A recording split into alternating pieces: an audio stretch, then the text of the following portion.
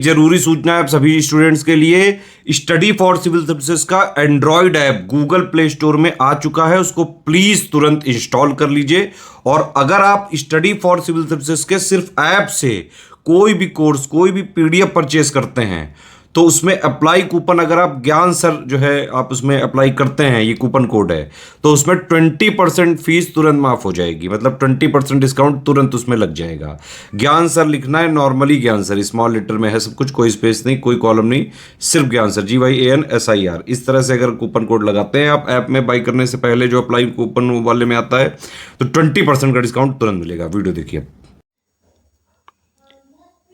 नमस्कार दोस्तों, एक बार फिर से आपका स्वागत है यूपीपीएससी बेस्ट ऑनलाइन कोचिंग के इस यूट्यूब चैनल पर। दोस्तों, आज की इस वीडियो में हम बात करेंगे प्राचीन भारत के इतिहास के एक महत्वपूर्ण वंश राष्ट्रकूट वंश के बारे में।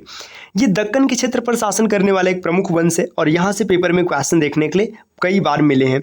तो चलिए शुरू करते हैं आज की इस इंटरेस्टिंग सेशन को। इससे पहले कुछ ज़रूरी सूचना है आपके लिए। अगर आप टीम के पेड कोर्सेज से जुड़ना चाहते हैं पीसीएस के कंप्लीट प्रिपरेशन के लिए, तो इन दिए गए नंबर पे कॉल या व्हाट्सएप करके आप टीम के पेड कोर्स से जुड़ने की प्रक्रिया समझ सकते हैं। इसके अतिरिक्त ये ज्ञान सर का व्हाट्सएप नंबर है, आप यहाँ से व्हाट्सएप के माध्यम से भी जानकारी प्राप्त कर सकते हैं। दोस्तों, प्ले स्टोर से स्टडी फॉर सिविल सर्विसेज का एप्लीकेशन इंस्टॉल कर 5 स्टार की रेटिंग देना ना भूलेगा। चलिए अब बढ़ते हैं आगे अपने क्लास की ओर। देखिए, सबसे पहले यहाँ पे लिखा है राष्ट्रकूट वंश। तो परिचय समझते हैं कि राष्ट्रकूट थे कौन। तो यहाँ पे दिया राष्ट्रकूट वंश का संस्थापक दंती दुर्ग था। इसकी प्रारंभिक राजधानी मयूरखिंडी थी। अमोघ वर्ष ने राजधानी यहाँ से हटाकर मान्यखेत बनाया। राष्ट्रकूट दक्षिण भारत का प्रमुख राजवंश था। देखिए, यहाँ पे दक्षिण भारत मतलब दक्कन के क्षेत्र में ये शासन करता है।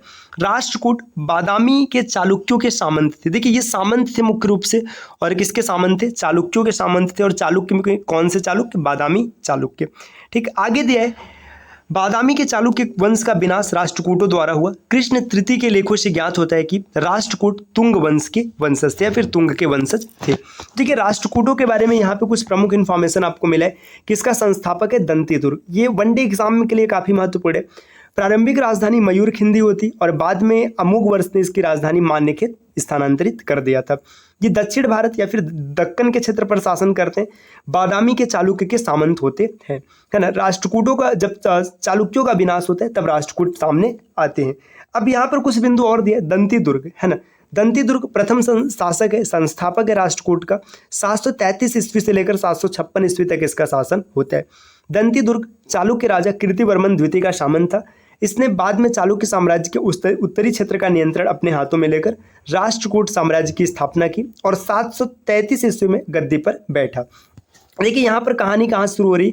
कीर्तिवर्मन द्वितीय इसका सामंत था। अब क्या करता है कि जो उत्तरी क्षेत्र होता है इस पर खुद अधिकार कर लेता है और इसके बाद राष्ट्रकूट वंश की स्थापना करता है। हालांकि राष्ट्रकूट एक सत्ता के रूप में 753 ईस्वी में उभरा था। देखिए, शासन भले ही 733 से चालू कर देता है, लेकिन 20 वर्षों तक ये कुछ छिटपुट शासन चलता रहता है।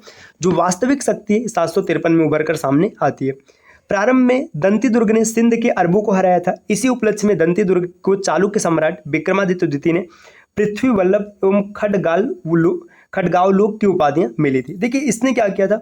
इसने अरबों को हराया था, जिसके कारण इसे पृथ्वी वल्लभ और खड्गावलोक नामक उपाधि मिली थी। संजन ताम्रपत्र या ताम्रलेख के अनुसार दंती दुर्ग ने उज्जैन पर अधिकार कर यहाँ हिरण्य गर्भदान यज्ञ किया था। दंती दुर्ग ने हिरण्य गर्भदान यज्ञ किया, यह भी इंपॉर्टेंट है। दंती दुर्ग ने महाराजाधिराज, परमेश्वर, परम भट्टारक आदि इत्यादि उपाधियां धारण किए। परम भट्टारक, ये क्वेश्चन कई बार पेपर में बना है, किसकी उपाधि? तो ये दंती दुर्ग की उपाधि है। इसके बाद इसका उत्तराधिकारी होता है कृष्ण प्रथम, मतलब 756 में शासक बनता है कृष्ण प्रथम, जो 774 ईस्वी तक शासन करता है। दंती दुर्ग की उपाधि शुभ तुंग एवं अकाल वर्ष थी। यह दंती दुर्ग का चाचा था। देखिए, यहाँ पे दंती दुर्ग लिखा है, कृष्ण प्रथम की बात किया जा रहा है ना, कि इसकी उपाधि शुभ तुंग एवं अकाल वर्ष थी। ये दंती दुर्ग का चाचा था। कृष्ण प्रथम ने राष्ट्रकूट साम्राज्य का विस्तार किया और आज के कर्नाटक और कोंकण के प्रमुख हिस्सों को अपने कब्जे में ले लिया। दंती दुर्ग का उत्तराधिकारी कृष्ण प्रथम था, जिसने एलोरा का सुप्रसिद्ध कैलाश मंदिर का निर्माण करवाया। देखिए, जैसे कैलाश मंदिर का नाम आ गया, एलोरा का कैलाश मंदिर, तो इसका निर्माण किसने करवाया? कृष्ण प्रथम ने करवाया। कृष्ण प्रथम के बाद शासक बनता है ध्रुव। ध्रुव का जो शासनकाल है 780 ईस्वी से लेकर 793 ईस्वी तक है। कलिवल्लभ, निरूपम और धारावर्ष उपाधियां ध्रुव की थी। देखिए, कलिवल्लभ, निरूपम और धारावर्ष इसकी उपाधि है। ध्रुव के शासनकाल में राज्य कावेरी नदी और मध्य भारत तक एक साम्राज्य के रूप में विस्तारित हुआ। इन्होंने उत्तर भारत के शक्ति स्थल कन्नौज पर सफल अभियान का नेतृत्व किया, जहां उन्होंने गुर्जर, प्रतिहार, नागभट्ट द्वितीय और बंगाल के पाल मतलब धर्मपाल को भी पराजित किया। इसी के समय में त्रिपक्षीय संघर्ष की शुरुआत हुई है। तो ध्रुव के बारे में यहाँ पर कुछ बिंदु दिए हुए। इसके बाद आगे दिया है गोविंद तृतीय। गोविंद तृतीय ये भी एक महत्वपूर्ण शासक है। गोविंद तृतीय का उपनाम जगत तुंग प्रथम था। तो जगत तुंग प्रथम किसको कहा जाता है? गोविंद तृतीय को कहते हैं। सर्वप्रथम गोविंद तृतीय ने भाई इंद्र की मदद से अपने दूसरे विद्रोही भाई स्तंभ के नेतृत्व में बने 12 राजाओं के संघ को पराजित किया था। देखिए, इसका एक भाई इसका साथ देता है, कौन है? इंद्र, है ना। और दूसरा भाई विरोधी होता है स्तंभ, है ना। इसके नेतृत्व में 12 राजाओं के संघ को हरा देता है, कौन? गोविंद तृतीय। गोविंद ने वेंगी के चालुक्य शासक विजयादित्य से झाड़ू लगवाया था। गोविंद तृतीय ने लंका के राजा एवं मंत्री हालापुर में को ला करके इसे बंदी बनाया था। जो लंका का राजा और मंत्री होता है ना, उसको हालापुर में लाते हैं और यहाँ पर बंदी बना देते हैं। अब आगे यहाँ पर दिया अमोघ वर्ष प्रथम के बारे में। अमोघ वर्ष प्रथम गोविंद तृतीय का पुत्र होता है। अमोघ वर्ष ने वीर नारायण की उपाधि चालुक्य शासक को हराकर धारण की थी। मतलब इसने चालुक्य राजा को हराया और वीर नारायण की उपाधि धारण करता है। अमोघ वर्ष राष्ट्रकूटों में सबसे प्रसिद्ध था। इसने नई राजधानी मान्यखेत, जो कि वर्तमान में मलखेद के नाम से जानी जाती, यहाँ बनाया था। देखिए, पहले इनकी राजधानी मयूर सिंधी थी, जिसे इसने परिवर्तित करके मान्यखेत किया था। तो कई बार क्वेश्चन बनता है कि राष्ट्रकूटों की राजधानी कहाँ पर थी, तो वहाँ पर मान्यखेत ही दिया रहता है। सुलेमान अमोघ वर्ष के दरबार में 851 ईस्वी में आया था। इसने वनवासी में जैन विहार बनवाया और गुणभद्र को अपने पुत्र का शिक्षक नियुक्त किया था।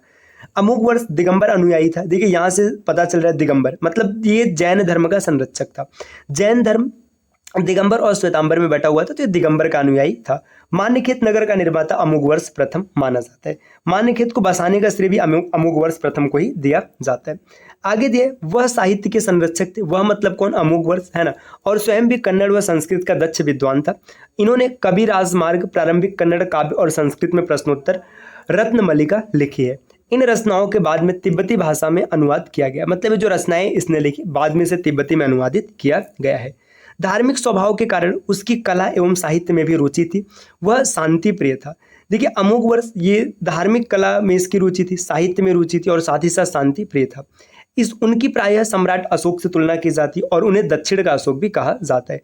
अमोघ वर्ष प्रथम नाम याद रखिएगा, इसे दक्षिण का अशोक कहा जाता है। विद्वानों को संरक्षण देने पर उनकी गुप्त सम्राट विक्रमादित्य से तुलना की जाती। इसने विद्वानों को संरक्षित किया था, इसी वजह से इसकी तुलना विक्रमादित्य से भी की जाती है। आगे यहाँ पर दिया इंद्र तृतीय। इंद्र तृतीय का शासन होता है 914 से लेकर 929 तक। इंद्र तृतीय ने 915 ईस्वी में प्रतिहार राजा महिपाल प्रथम को हराया और कन्नौज पर अधिकार कर लिया। तो इंद्र तृतीय ने किसको हराया था? महिपाल को हराया था और कन्नौज पर अधिकार करता है। वह पहला राष्ट्रकूट शासक था जिसने कन्नौज पर अधिकार किया। तो ये भी काफी महत्वपूर्ण है। कन्नौज पर अधिकार करने वाला पहला राष्ट्रकूट कौन है? इंद्र प्रथम। उसका समकालीन प्रतिहार शासक महिपाल था। इसने कोक्कल की पौत्री विजाम्बा से विवाह किया तथा चेदी में एक विजय स्तंभ स्थापित किया था। वह शैव धर्मानुयायी था क्योंकि उसकी उपाधि परम माहेश्वर थी। देखिए, इसकी उपाधि इंद्र की उपाधि क्या है? परम माहेश्वर। यहाँ से पता चलता है कि शैव धर्म का अनुयायी था। शैव मतलब भगवान शिव को मानने वाला। कृष्ण तृतीय का शासनकाल होता है 939 से लेकर 967 तक। कृष्ण तृतीय अंतिम महान राष्ट्रकूट राजा थे जिन्होंने अपने राज्यों को संगठित कर नर्मदा से कावेरी नदी तक फैलाया और उत्तर तमिल देश तोंडाईमंडलम को अपने राज्य में मिलाया था। देखिए, अंतिम ऐसे प्रतापी शासक थे जिसने तमिल देश को भी अपने राज्य में मिला लिया, जबकि सीलोन के राजा पर भी कर लगाया था। सीलोन मतलब श्रीलंका या फिर साउथ इंडिया, मतलब जो एकदम साउथ इंडिया के पास का क्षेत्र है, वहां की बात की जा रही है। लगभग 449 ईस्वी में चोल राजा पारंतक प्रथम को हराया और चोल राज्य के उत्तरी हिस्से पर कब्जा किया। इसके बाद उन्होंने रामेश्वर की ओर कूच किया और वहां उन्होंने विजय स्तंभ की स्थापना करवाई और एक मंदिर का भी निर्माण करवाया था। तो ये राष्ट्रकूटों के बारे में कुछ महत्वपूर्ण बिंदु रहे। तो इसमें कुछ पॉइंट्स आपको याद रखने। देखिए दोस्तों, क्या क्या बिंदु आपको याद रखने जो परीक्षा के लिए काफी इंपॉर्टेंट है। सबसे पहले कि राष्ट्रकूट का संस्थापक कौन है? दंती दुर्ग है, ठीक। इसके बाद इनकी प्रारंभिक राजधानी मयूर खिंदी थी, बाद में इनकी राजधानी मान्यखेत हो गई। आगे देखिए, ये चालुक्यों के सामंत थे, ये भी याद रखना है ना। इसके बाद और अगर आगे बढ़ेंगे तो राष्ट्रकूट तुंग के वंशज थे, है ना। यहाँ से इतना याद रखिएगा।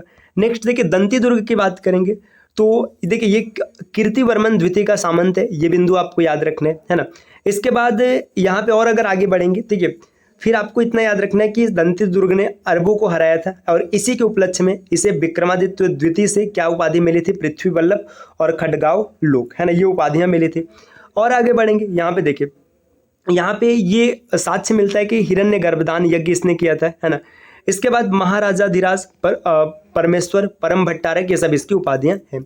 कृष्ण प्रथम की बात करेंगे तो कृष्ण प्रथम के बारे में बस इतना याद रखना है कि इसकी उपाधि है शुभ तुंग और साथ ही साथ अकाल वर्ष, है ना।